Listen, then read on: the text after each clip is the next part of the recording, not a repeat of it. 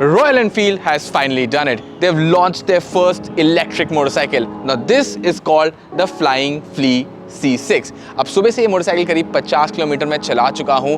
बात करने वाला हूँ इस वीडियो में कि राइडिंग एक्सपीरियंस कैसा है, फीचर्स कैसे हैं, चार्जिंग का क्या सिनेरियो है and ultimately price value for money feel होता है या नहीं। Hi, my name is Dhruv Paliwal. You're watching Times Drive. Let's get rolling. Now before we move ahead with this video, I have a small request to make. If you like the kind of content that we make, please hit that like button so YouTube also knows the same. If you know someone who's a Royal Enfield fan and has been waiting for the Flying Flea, well, share this video with them and subscribe to the Times Drive channel for more such engaging automotive content.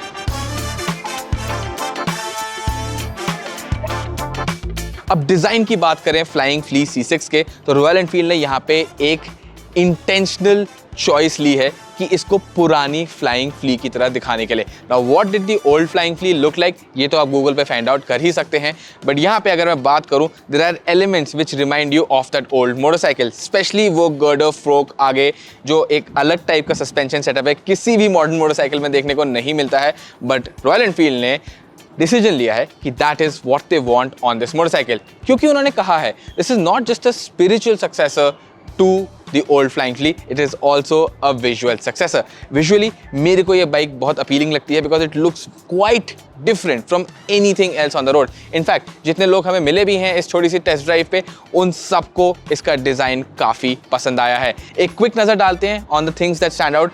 बहुत ही skinny tyres हैं, वो girder फोक तो मैंने आपको बता ही दिया। साथ ही आप देखेंगे जो फ्यूल टैंक वाला एरिया जनरली होता है काफ़ी पतला है। There is this aluminium frame around it. ये बैटरी पैक है, इसके अंदर केस्ड है, मैग्नीशियम का बना हुआ है। And one thing you should note, air fins, this is an air cooled battery pack. पीछे भी the tyre is skinny, the seats look like a bicycle seat. Comfort की अगेन बात बाद में करेंगे। एंड पीछे भी आपको रियर पैसेंजर के लिए ये रेल्स मिलते हैं जिन्हें वो पकड़ सकते हैं बाइक पे बैठते वक्त। अब फ्लाइंग फ्ली C6 एक EV है, तो एक क्विक नजर डाल लेते हैं इसके नंबर्स पे। बैटरी पैक की बात करूं, it's a 3.91 kilowatt hour battery pack. इसकी IDC रेंज मतलब कि इंडिकेटेड रेंज जो है वो 154 किलोमीटर्स की है। मोटर की बात करूं तो यहाँ पे करीब वो 21 PS ऑलमोस्ट बनाती है। टॉर्क की बात करूं, peak torque is 60 newton metres and all of that means कि जब आप 0 to 60 का स्प्रिंट टाइम देखते हैं, this motorcycle can do it in about 3.7 seconds. But जिन लोगों ने बाइक बनाई है उन्होंने तो मेरे को ये भी बोला है कि if you max out the performance modes of this motorcycle, that number can drop down to 3.1 seconds. I would definitely love to see that. अब बात करते हैं फ्लाइंग फ्ली 6 को चलाने की, तो यहाँ पे आई have to say this, royal Enfield has done a great job. First of all मैं बात करूँ तो यहाँ पे आपको 4 डिफरेंट राइडिंग मोड्स मिलते हैं। You get a city mode, you get a highway mode, performance mode and एक रेन मोड भी मिलता है। Bonus on top there is a custom mode as well, I will get to it. Rain mode में obviously power limited होती है and traction control जो है वो काफ़ी क्विकली इंटरवीन करता है। इनफैक्ट एक ग्रेवल वाले पैच पे हमने रेन मोड का यूज़ भी किया क्योंकि बारिश तो हो नहीं रही थी। And over there I felt like जो थ्रॉटल रिस्पॉन्स की ट्यूनिंग है along with the traction control काफ़ी अच्छे से करी गई है। The bike does not just cut traction but it also allows you to build up speed on a slippery surface, जो मेरे को काफ़ी सही लगा। बाकी मोड्स की बात करूं, सिटी मोड में टॉप स्पीड थोड़ी रिस्ट्रिक्टेड होती है बट परफॉर्मेंस में कोई कमी आपको महसूस नहीं होती because it gets up to 65-70 kilometres per hour pretty quickly. Highway mode पे आपको सारी टॉप स्पीड मिल जाती है, परफॉर्मेंस भी काफ़ी एफर्टलेसली यहाँ पे आती है। परफॉर्मेंस मोड में you have a ball of a time riding this motorcycle क्योंकि सारी परफॉर्मेंस एक्सेसिबल होती है। You can simply twist open the throttle and the bike darts forward with an urgency. यहाँ पे मैं कहूँगा it is an EV, so obviously torque instantly ज़रूर आता है but I love the way it has been tuned. Delivery जो है linear feel होती है एंड स्टिल पावर पैक्ड भी रहती है। Last but not the least I want to talk about custom mode. अब इनिशियली जो कस्टमर बाइक्स आएंगी उन पे ये मोड लॉक्ड रहेगा because Royal Enfield is still working on the tuning. अब कस्टम मोड में चीज़ें इंटरेस्टिंग हो जाती है क्योंकि यहाँ पे बाइक के डिफरेंट पैरामीटर्स आप अपने हिसाब से सेट कर सकते हैं। पहली बात ABS, आपको इसके लिए 4 अलग सेटिंग्स के ऑप्शन मिलते हैं एंड सबसे कम इंट्रूसिव वाली सेटिंग में you can even switch off the rear ABS। साथ ही साथ ट्रैक्शन कंट्रोल, अगेन यहाँ पे आपको 3 सेटिंग्स मिलती हैं, लो, मीडियम और हाई। उसके बाद पावर, आप 0 से लेके 100% के बीच में 10 अलग स्टेप्स चूज कर सकते हैं for the amount of power to be delivered by the motor. Same goes for the torque. And यहाँ पे रीजनरेशन जो है कोस्टिंग के दौरान जो होता है उसको भी आप सेट कर सकते हैं, एंड रीजनरेशन ऑफ इलेक्ट्रिसिटी जो ब्रेकिंग के दौरान होता है उसको भी आप सेट कर सकते हैं। Overall playing around with the settings completely changes the character of the motorcycle, and आप इसको अपनी लाइकिंग के हिसाब से सेट कर सकते हैं। मेरे को काफ़ी मज़ा आया रेयर एबीएस ऑफ करके, बिकॉज वहाँ पर आप बाइक को बिल्कुल एज पे ले जा सकते हैं when you are braking, especially in city limits. काफ़ी एंगेजिंग एक्सपीरियंस फील होता है। अब चलाने की बात कर ही रहे हैं, so let me tell you the small size of this motorcycle coupled with the 124 kilo curb weight, I think that is magic in itself when it comes to handling. Because city में तो ये bike बिल्कुल ही effortless feel होती है चलाने में, turning quickly into a corner, coming quickly to a stop while using your brakes, or simply darting past two vehicles in a narrow gap. All of those are things that can happen really well on this motorcycle. And honestly, ये पहला attempt है यहाँ पे, तो मैं riding dynamics को इतना गौर से डिस्कस नहीं करना पाऊंगा, बिकॉज हमने भी गाड़ी जो है करीब 50 किलोमीटर ही चलाई है, but I have ridden it over different types of surfaces. तो सस्पेंशन क्वालिटी अगर मैं यहाँ पे बात करूँ, there is an inherent sense of firmness जो ज़रूर फील होती है, बट मैं यहाँ पे ये ज़रूर कहूँगा कि वो किसी भी तरीके से बहुत ज़्यादा अनकंफर्टेबल फील नहीं होती। And I would go on to say this that it actually keeps the bike planted when you are going at speed over a surface which has quite a few undulations in it. Change अगर एक हो सकता था तो था वो seat. अब ये सीट जिस पे मैं बैठा हुआ हूँ देखने में तो बहुत अच्छी लगती है honestly, but the shape of it is such कि आपको बहुत ज़्यादा सपोर्ट नहीं मिलता है वाइल सिटिंग ऑन इट।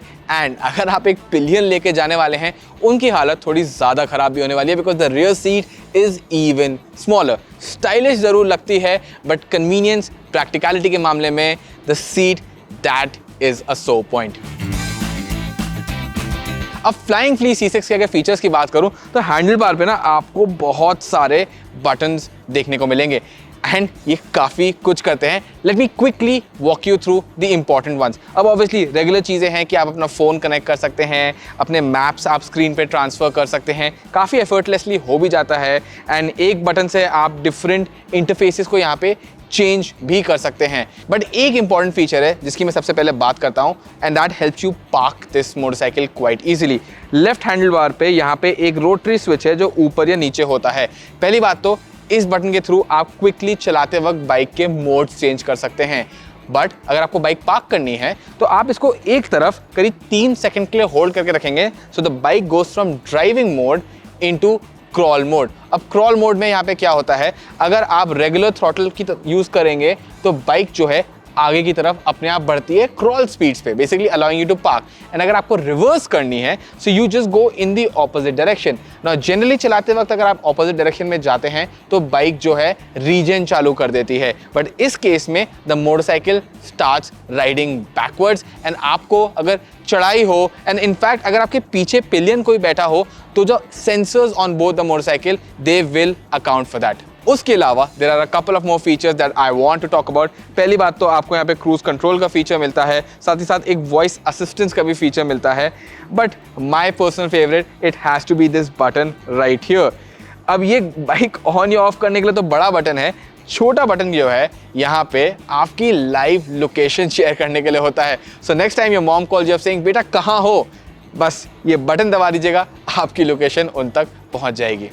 अब ये बड़ी सी ऑरेंज केबल तो चार्जिंग केबल ही हो सकती है। वेल, चार्जर नहीं है, सिर्फ केबल है, बिकॉज चार्जर जो है फ्लाइंग फ्ली C6 के साथ ऑन बोर्ड द मोटरसाइकिल ही आता है। अगर आप पोर्ट को एक्सेस करना चाहें, simply press the brake lever, and यहाँ पे पैराशूट वाला एक बटन है, इसको दबा दीजिए, एंड आपको दिखेगा कि यहाँ पे ये बॉक्स खुल जाता है।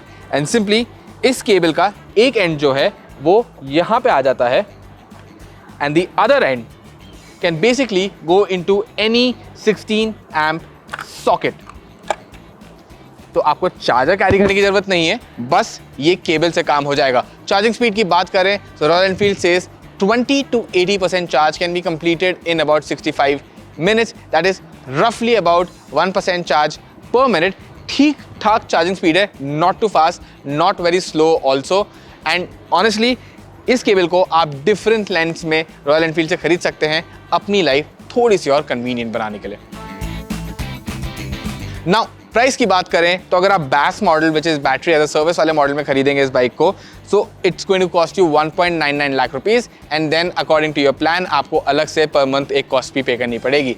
अगर आउटराइटली आप इस मोटरसाइकिल को खरीदते हैं then it's going to cost you 2.79 lakh rupees ex showroom. Motorcycle अभी सिर्फ बैंगलोर में अवेलेबल है, धीरे धीरे और भी सिटीज में रोल आउट होने वाली है। Now, if I have to overall talk about the price, I think the price is a bit too high for a motorcycle जिसकी real world range करीब 100 किलोमीटर की होने वाली है।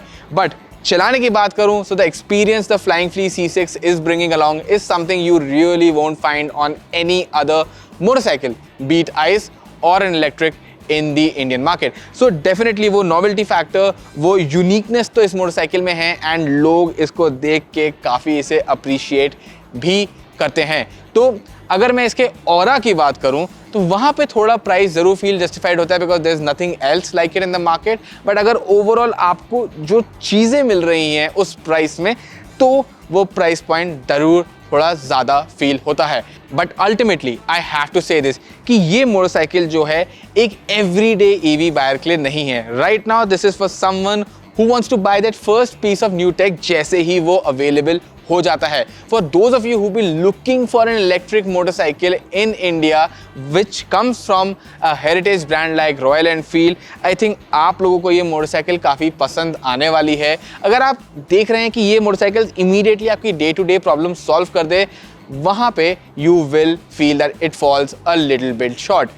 Honestly, मैं तो ये भी कहूँगा कि फ्यूचर में if electric motorcycles make it big, this will probably turn into a collector's edition. So, if you're someone who likes to be first in line when new tech comes out, definitely go take a test ride of this and you'll most probably end up putting your money down on it. But if you're someone who wants a truly finished product, a truly satisfying experience when it comes to riding an electric motorcycle, I'd suggest maybe wait it out a little bit.